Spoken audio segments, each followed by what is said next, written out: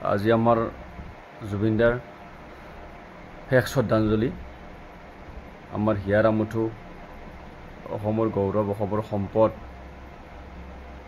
আমাৰ জান, হৃদয়ৰ কলিজাৰ টুকুৰা জুবিনদা। আৰু কি ক'ম, আজি শেষ শ্ৰদ্ধাঞ্জলি ইয়াতে শ্ৰদ্ধাঞ্জলি কৰিছে। ইয়াতে মই আহিছোঁ গাঁৱতে। গতিকে সকলো দেখিছেনে জুবিনদাৰ ভাল পোৱা মানুহ, কিমান ভাল পোৱা মানুহ। আমি শ্ৰদ্ধাঞ্জলি জ্ঞাপন কৰিবলৈ ওলাইছোঁ আৰু শ্ৰদ্ধাঞ্জলি জ্ঞাপন কৰিবৰ কাৰণে আমাৰ সমাজৰ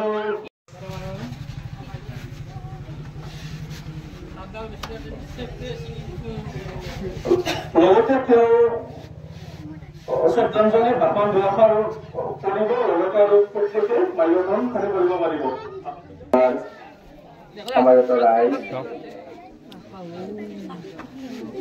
অসমৰ প্ৰতিজনৰ বাবে অতি দুখজনক খবৰ। অসমৰ যুৱ সমাজ, বয়োবৃদ্ধ সকলোৰে হিয়াৰ আমঠু জুবিন গাৰ্গ ডাঙৰীয়া।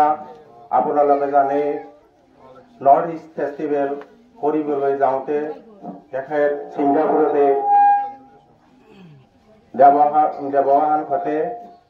তেখেতক হৰুৱাই অসমৰ জাতিৰ, অসমৰ জনজীৱনৰ এজন মহাপুৰুষ হেৰুৱালে। অসমৰ জাতিৰ, অসমে এজন সন্তান হেৰুৱালে, যাৰ কাৰণে অসম আজি শোকস্তব্ধ হৈ পৰিছে।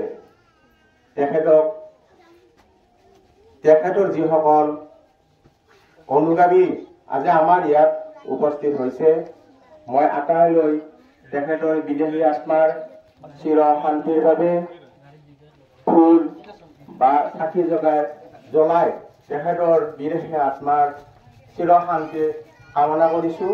আৰু আপোনালোকক তেখেতৰ এই মাল্যাৰ্পণ কৰিবলৈ মই অনুৰোধ জনাইছোঁ। আৰু লগতে তেখেতৰ বিদেহী আত্মাৰ বাবে সমবেত সকলোকে আমি 1 মিনিট সময় বিদেহী আত্মাৰ শান্তিৰ সৎ কামনা কৰি মৌন পালন কৰিবলৈ অনুৰোধ জনাইছোঁ।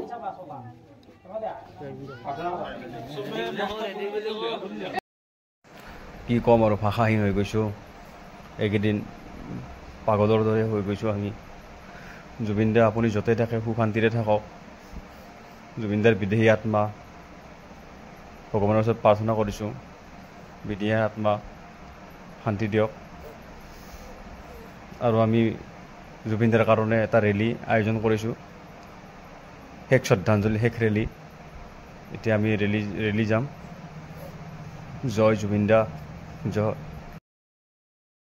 দেখিছেনে সৰু সৰু ল'ৰা ছোৱালীবিলাকো কেনেকৈ আছে। মানে কি ক'ম, জুবিনদাই নতুন জেনেৰেশ্যন, মানে পুৰণ জেনেৰেশ্যন, নতুন জেনেৰেশ্যন, মানে এভৰিথিং জেনেৰেশ্যন জুবিনদাৰ গান আমিতো দূৰৰ কথা, আমাৰ পিছৰ হাজাৰ জনমো শুনিব লাগিব জুবিনদাৰ গান। এনেকুৱাকৈ গান গাই থৈ দিছে।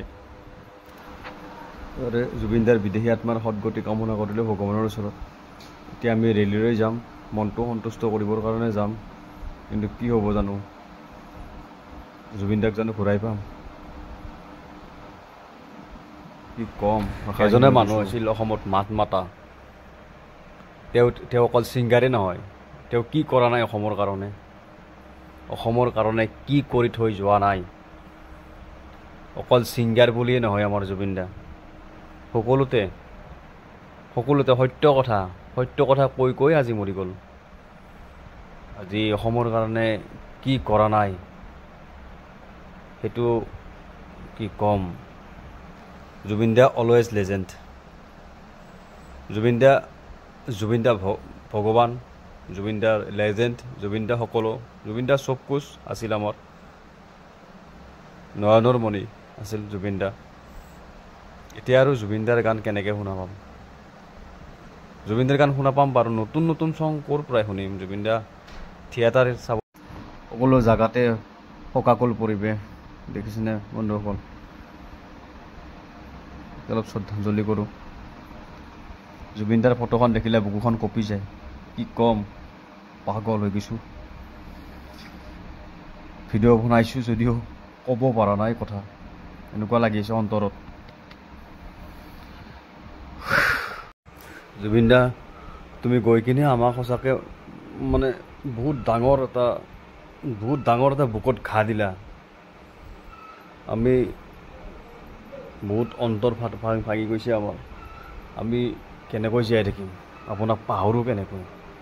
আপোনাৰ প্ৰতিটো মুহূৰ্ত, প্ৰতিটো পল আপোনাৰ আমাৰ চকুৰ নজৰত। আপুনি কি ক'ম জুবিন দা,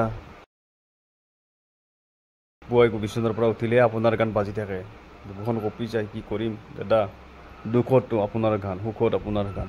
আপোনাৰ গান নহ'লে আমাৰ নচলে। চাওকচোন জুবিন দা, আপোনাক ভাল পোৱা মানুহ কিমান, অসংখ্য অলেখ। দেখিছেনে ইমান ৰাতিও পাগলৰ দৰে ঘূৰি আছে জুবিন দা। আপোনাৰ কাৰণে, অনলি আপোনাৰ কাৰণে ঘূৰি আছে জুবিন দা। সকলোতে আপুনি জুবিন দা। আজি এনেকুৱা হৈছে আপুনি নহ'লে যে একো নচলে, এনেকুৱা হৈ গৈছে। গোটেই অসমখন এনেকুৱা হৈ গৈছে যেন আপুনি নাই কাৰণে একোৱেই নাই। বহুত খালী হৈ গৈছে। ইমান মানুহ থকাৰ পিছতো খালী। আপোনাৰ অভাৱ জানো কোনোবাই পূৰণ কৰিব পাৰিব দাদা? দেখিছে আপুনি কেনেকৈ জিলিকি আছে। আমাক পুনৰ্জন্ম লাগে জুবিন দা। আপুনি কাৰোবাৰ ল'ৰা হৈ, কাৰোবাৰ ভাইটি হৈ, কাৰোবাৰ দাদা হৈ ঘূৰি আহক জুবিন দা। দেখিছেনে মানুহবিলাক, দেখিছেনে? না কাৰোবাৰ চকুত টোপনি আছে, কাৰোবাৰ পেটত ভাত আছে, কাৰোবাৰ কিবা আছে, একো নাই। আপোনাৰ বাহিৰে একোৱেই নাই। আপোনাৰ বাহিৰে এক ছেকেণ্ডত বেলেগ চিন্তা কৰিবৰ সময় নাই আমাৰ হাতত এতিয়া। বহুত ডাঙৰ লছ হ'ল আমাৰ, বহুত ডাঙৰ ক্ষতি হ'ল আমাৰ। সকলোতে আপুনি দেখিছেনে? সকলোতে আপুনি সৰু ল'ৰা ছোৱালীবিলাক কেনেকৈ আছে আপোনাৰ কাৰণে। আইতা খুৰী এইবিলাকে দেখিছেনে? ভণ্টিসকলে, বাইদেউসকলে আপোনাৰ কাৰণে চাকি জ্বলাই প্ৰাৰ্থনা কৰি আছে।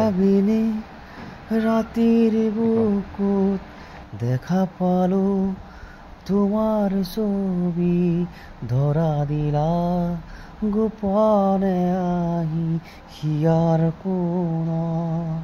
তুমি যে মোৰ শুকান মনৰ নিয়ৰৰে চেঁচা টোপান।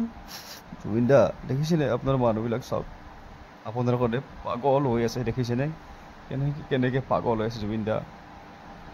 চাই লওক জুবিন দা, আপুনি ওপৰৰ পৰাই চাওক কেনেকৈ পাগল হৈ আছে।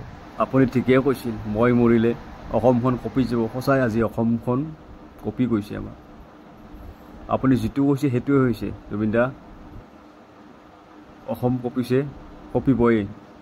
কাৰণ আপোনাৰ নিচিনা মানুহ এজন আমি আৰু দ্বিতীয়বাৰ নাপাম জুবিন দা। তুমি য'তেই থাকা, শান্তিত থাকা, সুখত থাকা। ভগৱানৰ ওচৰত আমাৰ প্ৰাৰ্থনা, আমাৰ জুবিন দা সদায় অমৰ। জুবিন দা মৰিব নোৱাৰে, জুবিন দা সদায় অমৰ। দেখিছেনে ইয়াতে চাওক, মন্দিৰত প্ৰাৰ্থনা কৰি আছে জুবিন দা সকলোৱে। দেখিছেনে? লাষ্টত মোৰ চৰকাৰৰ ফাললৈ এটা ৰিকুৱেষ্ট, আমাৰ অসমৰ মুখ্যমন্ত্ৰী ডক্টৰ হিমন্ত বিশ্ব শৰ্মা ডাঙৰীয়া দেৱলৈ, যাতে জুবিনদাৰ মৃত্যু আমি সহজভাৱে ল'ব পৰা নাই, গতিকে ইয়াৰ তদন্ত হ'ব লাগে। আমাৰ বিশ্বাস আছে আমাৰ চৰকাৰৰ ওপৰত, প্ৰশাসনৰ ওপৰত, মাননীয় মুখ্যমন্ত্ৰীৰ ওপৰত। গতিকে সোনকালে আমাৰ তদন্ত হ'ব। জয় জুবিন দা, আশা ৰাখিলোঁ। I miss you Zubeen da.